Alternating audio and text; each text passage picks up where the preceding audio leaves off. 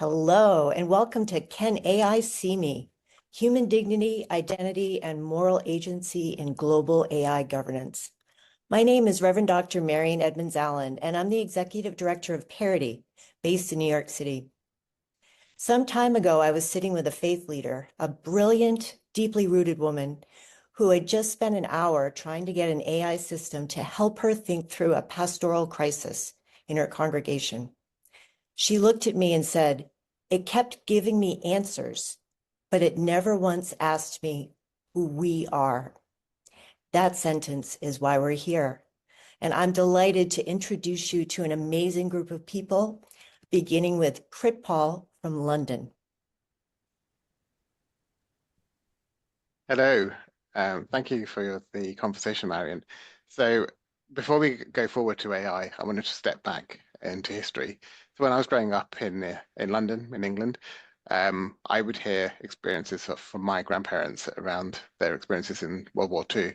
They were World War II veterans, and I heard a lot about their experiences, what their community were involved in, certainly the Sikh experience of it.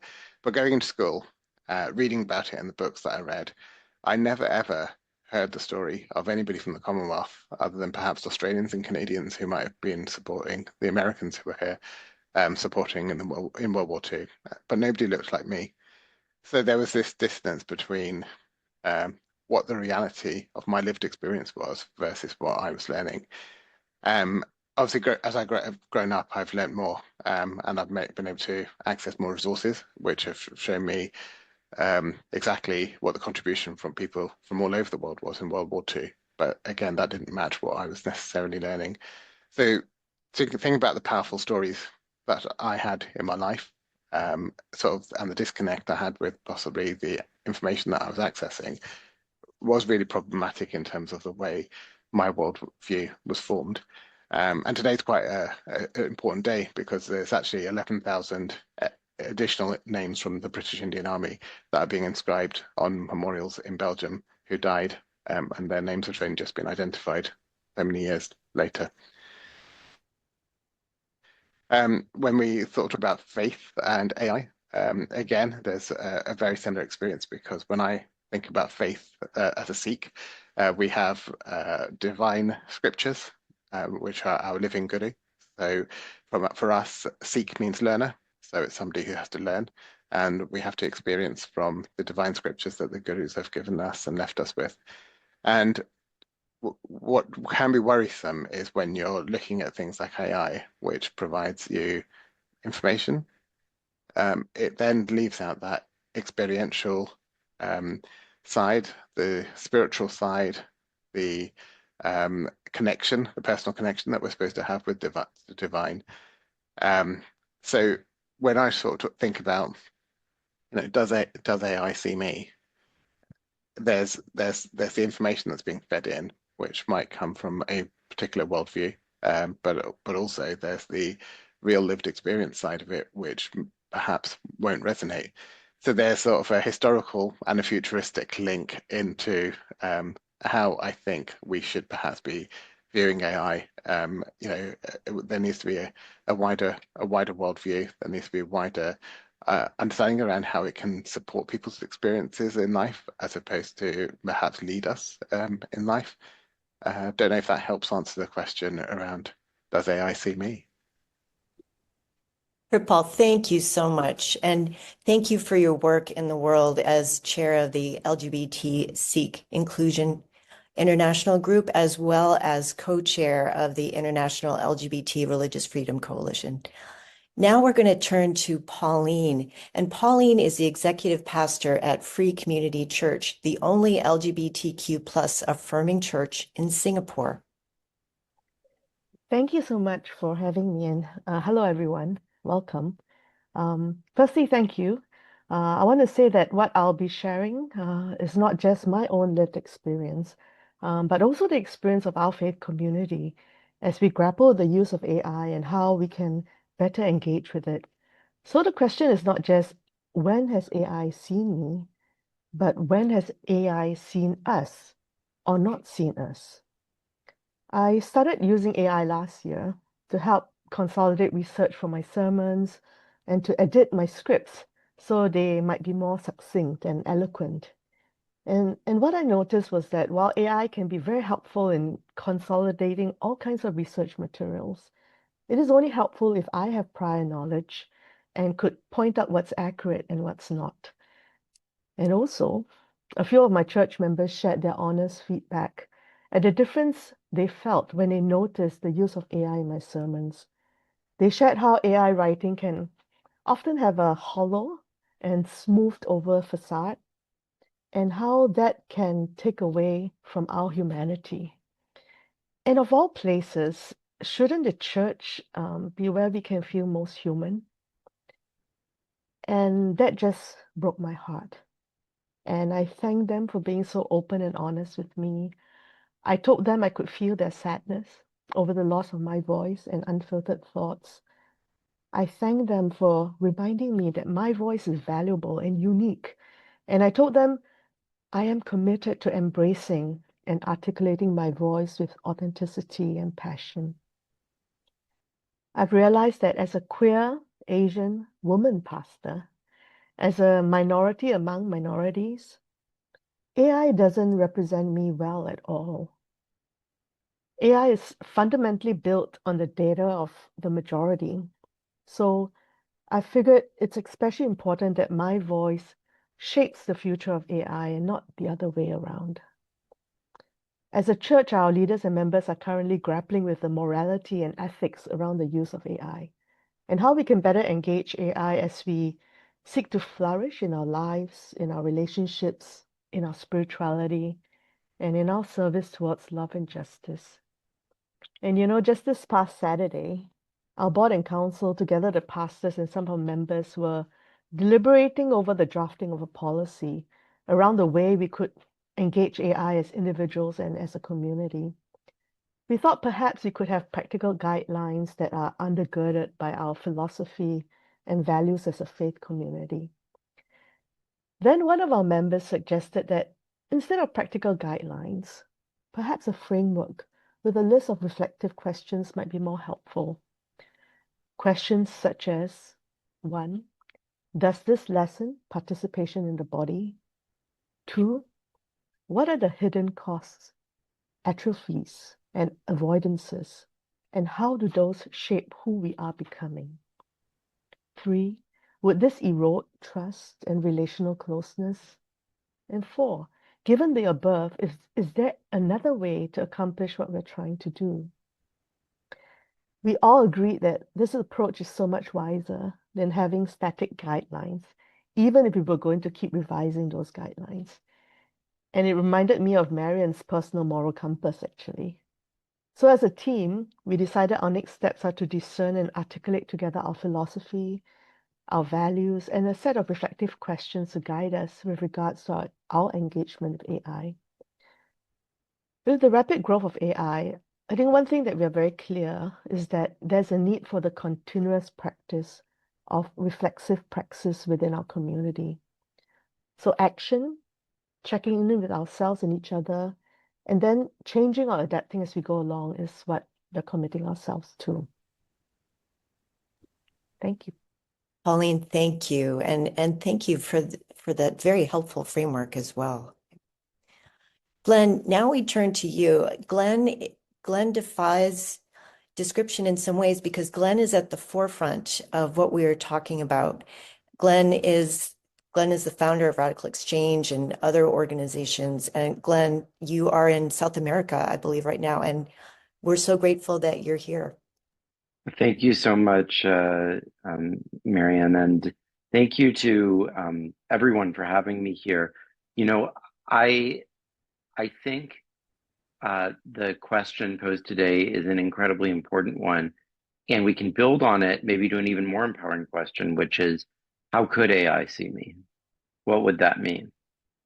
And I think that central to that is exactly what Pauline was discussing, which is the flatness of so much of AI. So much of AI experience is based on leveling over cultural distinctions or adapting only to the perspective of a single individual user in a way that actually, in its own form, erodes community by atomizing people into their personalized silos. And the work that I've been doing recently, which we call communal AI, is based on the notion of instead trying to empower people to be both self-aware and to enable their digital systems to be aware and help them be aware of the intersecting communities that they're a part of, whether that be LGBT communities, a community of faith, a national community, a community politically, and to have the AI, rather than speak from a flattened global perspective, to give the nuance of community-grounded perspectives that respond to each challenging question, and to help people find the syntheses that they want to find in their lives, rather than making sort of a global, flattening, universalizing external synthesis. And what I'm really excited about today is that we can't just talk about that, but you guys are going to get a chance to experience various of the technologies that play a role in making that future possible. Some of the tools we use are about finding consensus, but also surfacing areas where people have different views, but where they cut across the usual expectations. Tools that allow us to ground responses in the things that we find most fundamentally valuable. And I hope that that will give a sense, not that AI is uncritically the solution to our problems, nor that it is blind to us and our diversity, but rather that we have the capacity as communities to steer systems to be true to our values and to take charge of what otherwise is feels like an external imposition. So I hope that you'll get that sense of empowerment from what we're going to go through in a few minutes. Glenn, thank you. I am so excited to introduce Jess, the Executive Director of RadicalxChange, who will lead us through a demonstration of what is cutting edge, and I am so excited to learn about today. So thank you, Jess, to you. Thank you, Marian. Thank you, Glenn, for that context, and thank you, Pauline and Pritpal. It's an honor to join you and to have the opportunity to have this conversation in this context, in this platform.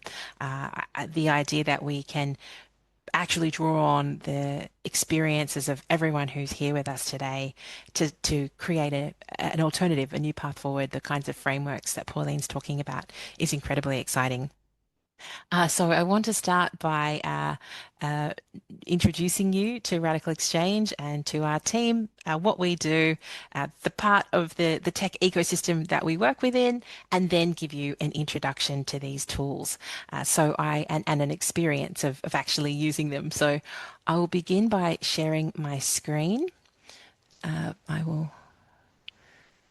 There we go. I hope that you can see the screen there. A little bit more about us. We are RadicalxChange. We are first of all, I should let you know I'm joining you from Sydney, Australia. My colleagues, Jack Henderson is in New York, Paula Berman is in Curitiba, Brazil, and they can answer any questions that you have on this call as we take you through a participatory process for the next few minutes. RadicalxChange is a US-based foundation. We're working on participatory governance at a global level in a range of contexts for the age of AI. And we use tools from the civic technology ecosystem. It's a global community of people who are building platforms that are in service of community voices, community power, community decision making. They help us understand each other. They help us find common ground, and they help us act across difference to preserve the unique identities and perspectives we have, but to act. Civic tech asks not what does the loudest voice want, but once we understand each other, what can we move forward on together? And these tools can gather opinions at scale. They can surface unexpected agreement, as Glen mentioned, and they can help communities set priorities without losing the nuance of individual voices. So today we're going to give you a direct experience of this, of working together to surface your perspectives and to move towards shared principles for AI that honours a plurality of human values. But first, we are very inspired, to give you a little bit of context, we get very inspired by Marian's work in bringing technology to faith communities, by Glen's methods for richer, more informed democratic decision-making and participation, and by Audrey Tong, Taiwan's cyber ambassador and former digital minister, who is now at Oxford's Institute for Ethics in AI. And we're very inspired by Audrey's concept of civic AI, which underpins a lot of what we're doing today as well. So I wanted to take a moment to share this framework with you. I think if these are ideas that are important to you and to your community, that you will draw a lot of inspiration from Audrey's approach and her work on the six-pack of care. Civic AI centres technology around care, which is more radical than it should be in our world, but unfortunately it's a step that needs to be taken. It recenters these tools around our responsibilities to people, to place, to planet, to the communities that we're in, not as those atomized individuals that Glen called out, but as entities that we're connected. We exist in relation to each other, in relation to where we've come from and where we're going. And it translates that, this six-pack of care translates that commitment, that responsibility into 6 design principles. They are attentiveness, responsibility, responsiveness, solidarity, and more that can actually be built into AI systems. You'll recognize these values. There's nothing new, I think, to the people in this call. They're the same ones that hold your communities together. They're the same ones that make us feel that we belong. But they are absent, I think, from much of our discussion about technology at the moment. And in Audrey's work on civic AI and in our workshop here today, we're asking, what would it look like? How would it feel to build these values into our technology too? So now we have an opportunity to experience that ourselves. We're going to introduce you to a platform called Pol.is, and we'd love to use this tool to draw out your experiences right now as we work towards drafting governance principles together. It's going to take a couple of steps, but this is the first one. So for the next 12 minutes, we're inviting you to use this platform to share your experiences with AI, what you've seen in your own life and your own community, your concerns, your hopes. This is your chance to let it out. And it's a very simple platform. This is what it looks like. You'll see a statement, you'll see a question, and you'll see some responses in a little box. It looks like a card, really. You can see there's a stack of cards. And all you have to do for the first round is either agree, disagree, or pass unsure. Everything that you vote on, everything you submit is anonymous. So please feel free to say your piece or to vote the way that your heart leads you. And you know how social media rewards the most extreme voices? Well, Pol.is does the opposite. Its algorithm finds which views are broadly shared, and then it also finds where there's genuine disagreement. The statements that you'll see first are based on feedback from prior conversations that have been had with multi-faith leaders, by Marian, by Pritpal, by others. So please click the link that you, or actually, sorry, this is a sense of how it will then sort us, but we'll come to this later. And this is the key question that will unify, that we're asking you to respond to, will unify the statements, you'll see, what would AI governance need to do so that everyone here felt seen by AI? So what we're going to ask you to do is to vote first. You'll soon add your own statements.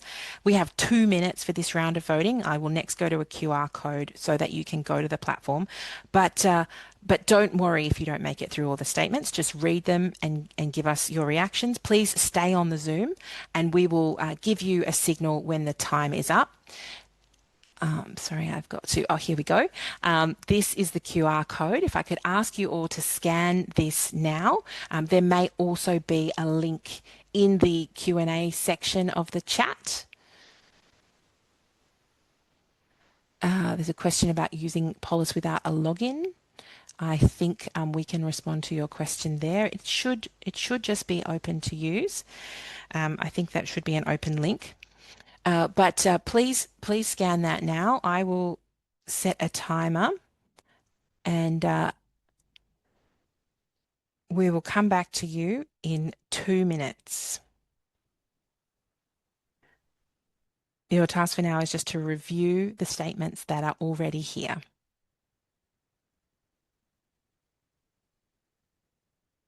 I'm just getting confirmation that there is no need to log in.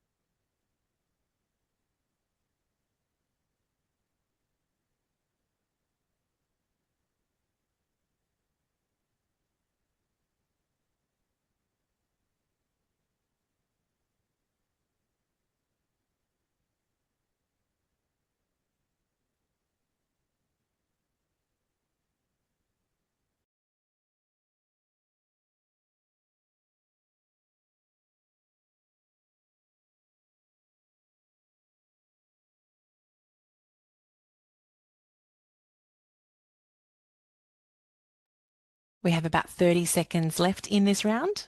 You may have reviewed them all. And we will be coming to our next segment.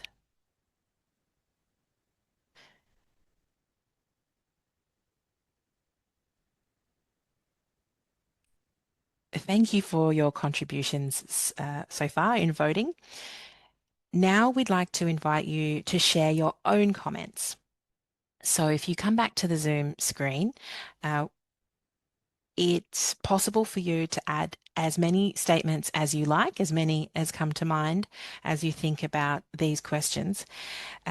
We're interested in hearing about your own experience, your concerns, and how you think AI should be guided to better reflect human diversity and nuance. So there's information here on the screen if you'd like some guidance as to what makes a good statement. It's always good to have one standalone idea. It makes it easier for people to decide if they agree, disagree, or they're unsure. And if you add 2 ideas, you know, it can get a little bit confusing there. It doesn't help to reinforce an idea by repeating it there. Instead, try to bring a new perspective, experience, or issue. Try to be as concise as you can. We've got 140 characters there. And again, as I mentioned, statements are anonymous. So here are some thought starters for you as you begin to write your own statements. We'll have 5 minutes for this segment of the Pol.is exercise. We want to know, do you feel your values are reflected in the responses you get from AI? How does it feel when you might not feel like the complexity of your experience or your identity is reflected in the responses you get from AI? And when you hold multiple identities, do you feel that AI has flattened you or your experience into something simpler? Are you getting the overview rather than the complexity of the story? How might AI shape either identity, moral imagination, or influence spiritual practice? What has been your experience in that regard?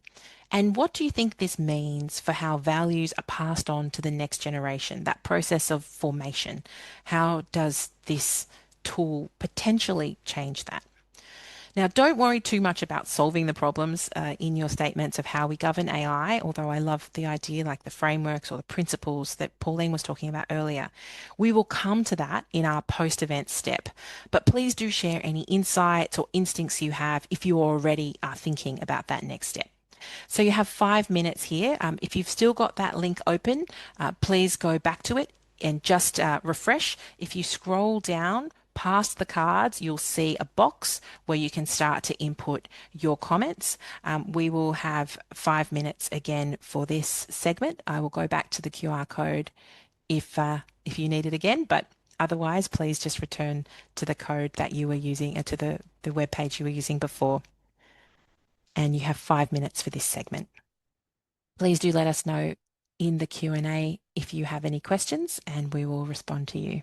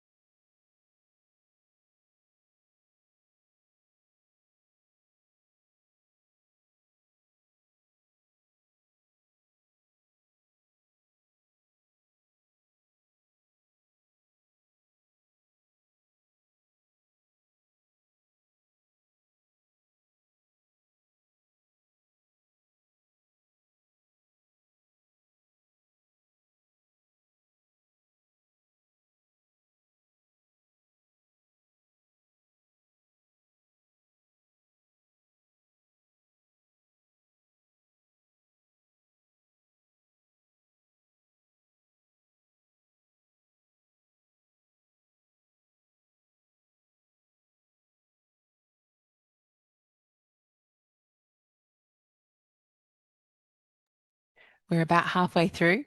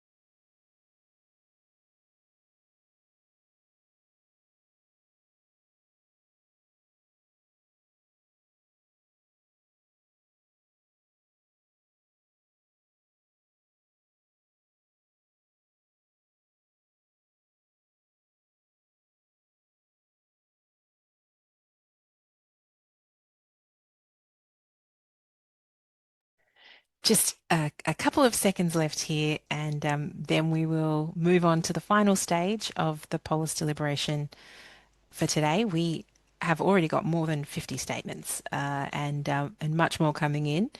We may even be able to give you some insights on what's emerging so far on the very first pass of the analysis, but plenty more to come.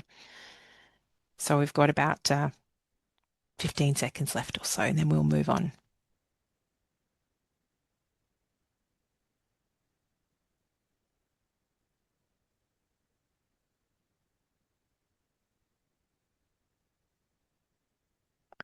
Okay, thank you. Please, if you could please pause. I'm very excited to see what is coming through. We have certainly had more than 50 responses.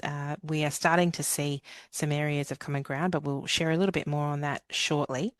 70, more than 70 responses so far. So thank you for those contributions. Now we have the task of asking you to return, for this is the final stage, and just evaluate, just reviewing the statements that you see there, the 70 statements, almost all of them from your fellow participants here today. So don't worry if you don't make it through all of them, but please try to get through as many as you can, reading the statement, clicking agree, disagree, or pass, and then we will come back and give you the very first run through of analysis and tell you about the next step. So please go back to that and that webpage and start again. Start with the evaluation stage. Thank you.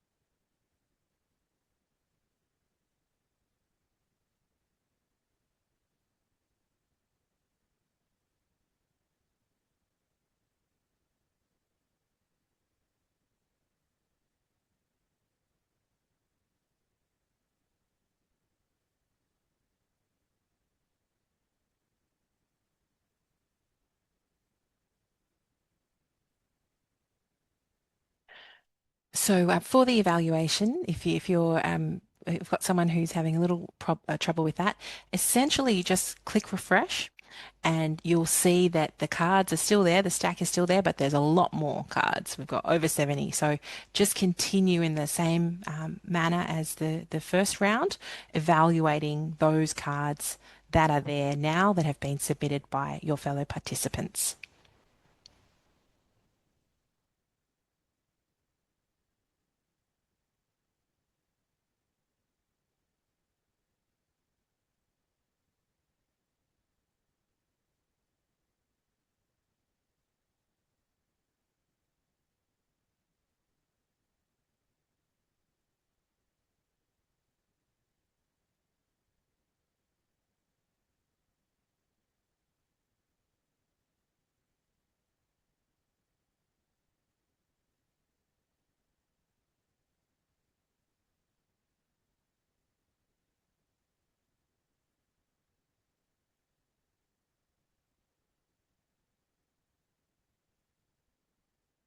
You've got just under 2 minutes left, and we will be able to give you a little bit of early analysis we're seeing now.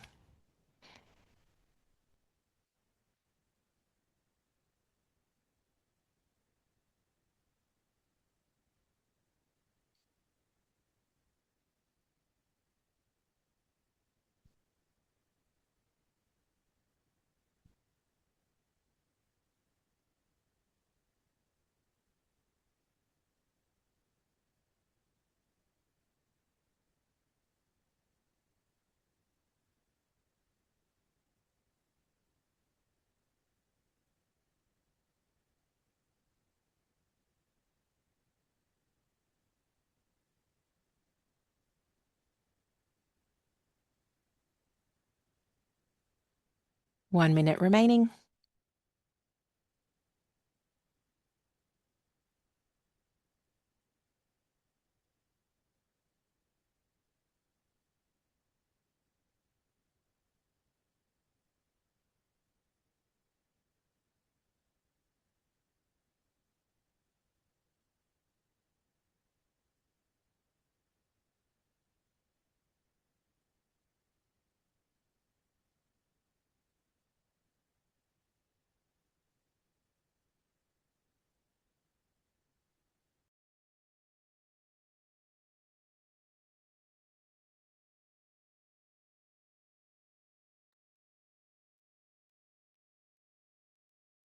Thank you all very much for your contributions so far. Now, the exciting thing is that this link will stay open for the next 24 hours. So if you didn't get through all of those cards and you're intrigued, please come back to them.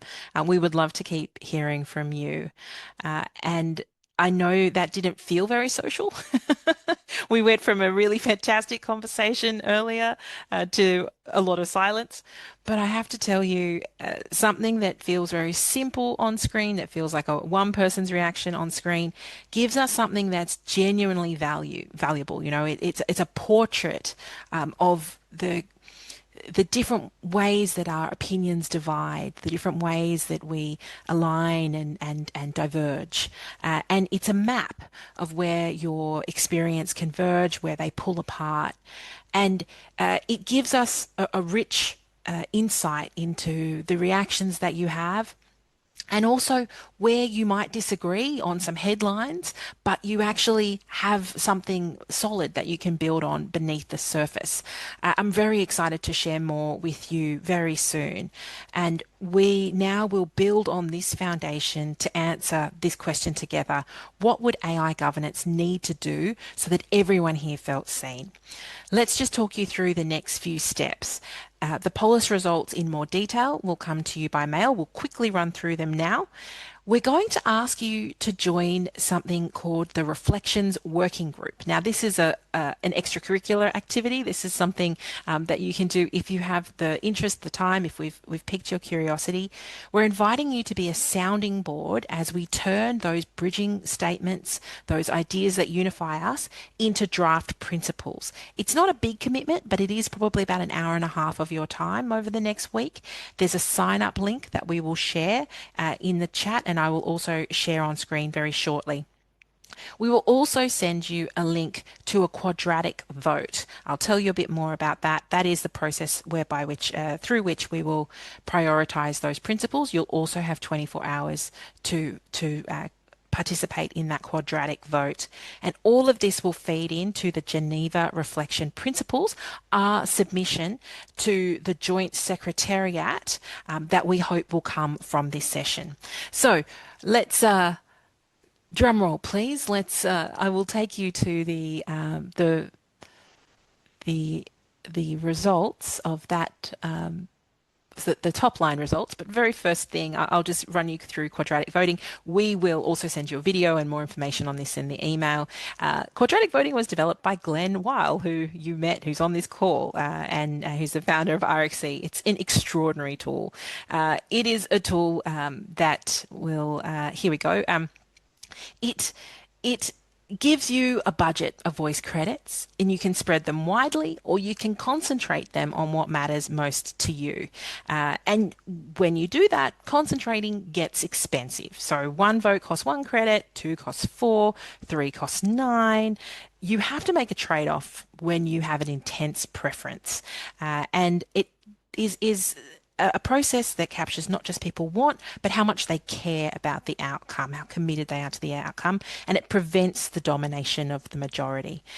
So we will tell you much more about this really meaningful, useful tool in the email that will follow.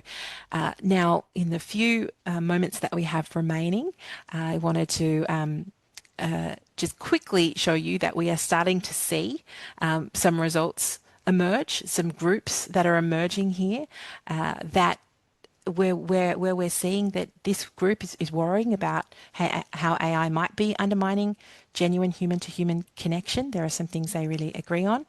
And another group that wants to see an alternative. They're really focused on the stage that comes next. So we're very excited to work with you on that. And we appreciate your patience, your time, and your contributions. We look forward to sharing what we find and to building something meaningful from it together.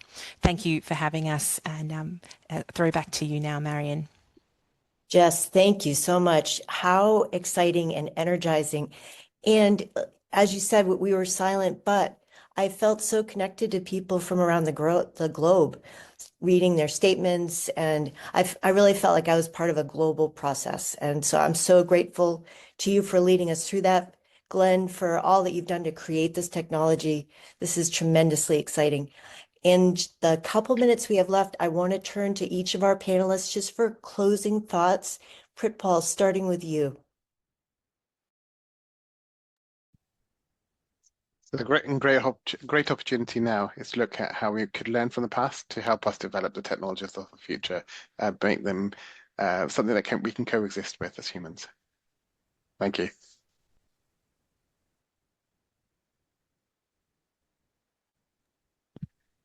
And over to Pauline. Oh, thank you. Thank you. You're breaking up a little bit, but I'm hearing you say that the traditions of the past are so important to bring forward into the future. Thank you so much.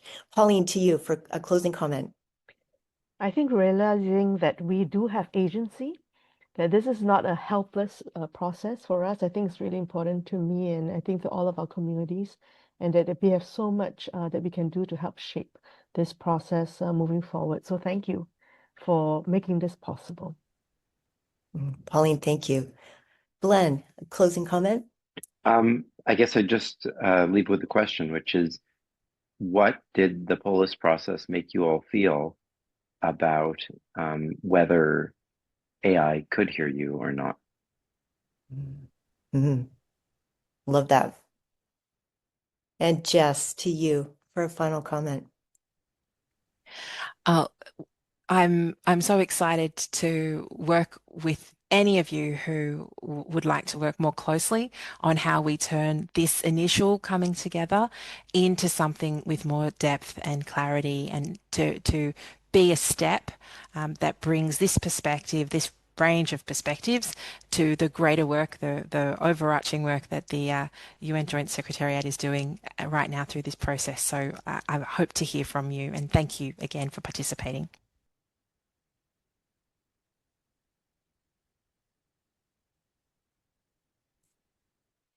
Thank you so much. My internet cut out a bit. Just thank you. And thank you all for being part of this process. I'm so excited for what is happening next. I feel like we have a groundswell happening, and I look forward to interacting with folks from around the globe in the future. To our panelists, Pritpal, Pauline, Glenn, Jess, thank you ever so much. And onward, let's keep the momentum going. Thank you all so much. Thank you. Thank Have a you. great day. Thank you. Bye-bye. Bye.